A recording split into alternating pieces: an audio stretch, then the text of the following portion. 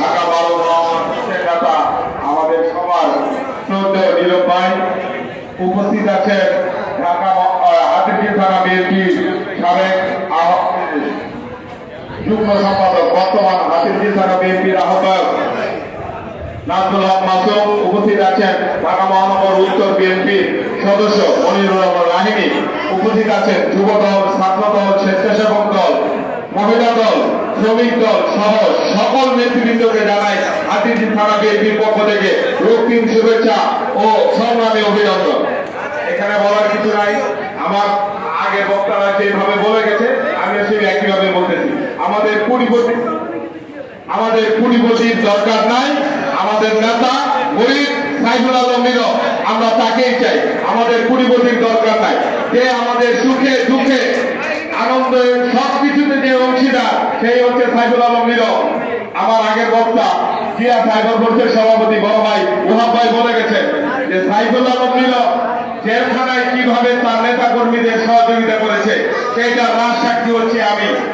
কারণ সাইফুল আলম নীরব সহ আমি একত্রে অ্যারেস্ট হয়েছিলাম, যখন গুম ছিলাম তখন তার যেই সাথে ছিল তখনকার যুব দলের দক্ষিণের সদস্য শাহিন ভাই বলেছিল রাত্রে 3টার সময় উঠা নীরব ভাই বলছে এই উপরে তো পাওয়া গেছে, আবার সকালবেলা উঠা বলে উপরে তো পাই নাই, আবার বলতেছে খবর আসছে উপরে পাওয়া গেছে, আবার বলে পাই নাই। সেই যতবার আমার কথা তখনকার নেতৃবৃন্দকে বলেছে ততবার সে কান্না করেছে। এর চেয়ে বড় কিছু আমাদের পাওয়া নাই। আমরা সেই নেতাকে চাই যে তার কর্মীর মর্ম বোঝে, আমরা সেই নেতাকে চাই যে তার কর্মীর দুঃখ বোঝে, সুখে দুঃখে সবসময় যাকে পায় সেই আমাদের নীরব পায়। অতএব সামনে 18 সালে যে দল তাকে মনোনয়ন করে নমিনেশন দিয়েছিল, ইনশাআল্লাহ আমাদের চাওয়া আগামী তো ভারপ্রাপ্ত চেয়ারম্যান তারেক রহমানের কাছে এবং খালেদা জিয়ার কাছে আমাদের এই ঢাকা আসনের সর্বস্তরের জনগণের পক্ষ থেকে আমরা নীরব ভাইকে আবার চাই, যাতে সে আদালতে সেই জনতার এমপি যেটা আমাদের সাবেক স্বরাষ্ট্রমন্ত্রী ছিনিয়ে তার বিজয় স্বরাষ্ট্রমন্ত্রী ছিনিয়ে নিয়ে গেছে, আমরা আবার তাকে সেই বিজয় দেশে এই ঢাকা ভারতে দেখতে চাই ইনশাআল্লাহ।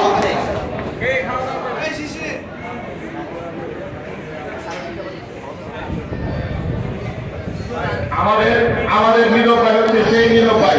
এই যে আপনারা দেখছেন বিগত আমল ছাত্র আন্দোলনও তাকে সরকার তাকে তার প্রতি কি পরিমাণ কারোর সাথে কোনো সাক্ষাৎ করতে দেয়, যে একটা রুম ছিল 5 ফিট বাই 3 ফিট, সেই রুমের বাইরে আমার তাকে বেরোতে দেয় নাই। তারপরে তাকে কই নিল কন্ডম সেলে। কন্ডম সেলটা হচ্ছে ফাঁসির আসামি, যারা জেলখানার ফাঁসির আসামি থাকে তাদের এখানে নিয়ে রাখা হলো। তাকে যেখানে রাখা হলো তার উল্টা পাশে ক্যামেরা লাগানো, সে কারোর সাথে কথা বলে কিনা কারোর সাথে তারা কথা বলতে দিবে না, সেই রুমের থেকে বেরিয়ে দেয় না। আর যেই কতদিন 1.5 বছর 5 দিন তাকে কোর্টে আসতে হয়েছে হাজিরার জন্য। কোর্টে আসা যে কি কষ্ট, যারা জেল খেলেছে। লাস্টের দিকে আমিও সপ্তাহে 3 দিন মঙ্গল বুধ বৃহস্পতি এই নীরব ভাইয়ের সাথে কোর্টে আসি। কোর্টে আসার পরে সে যখন জেলে গেল ঢাকা 12 আসনের প্রত্যেকটা নেতা কর্মী খোঁজ নিয়েছে।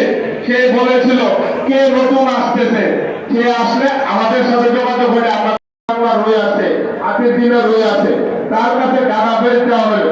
সে তার সাধ্য মতো তার নেতা কর্মীর খোঁজ খবর রেখেছে এবং সহযোগিতা করেছে, যেটা রাজ সাক্ষী আমিও নিজে। এরকম নেতাই আমাদের দরকার, আমরা এরকম নেতাকেই চাই।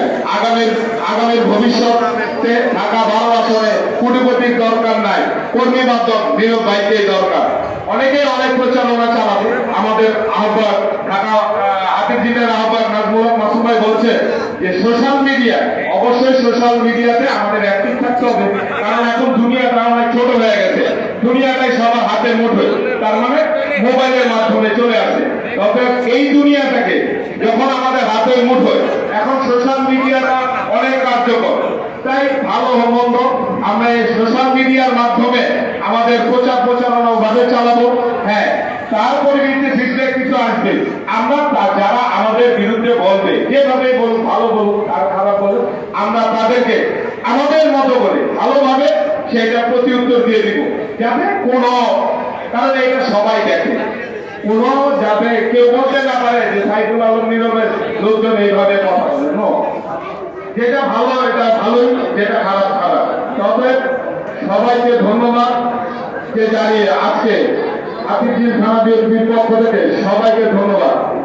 খালেদা জিয়া জিন্দাবাদ, তারেক রহমান জিন্দাবাদ,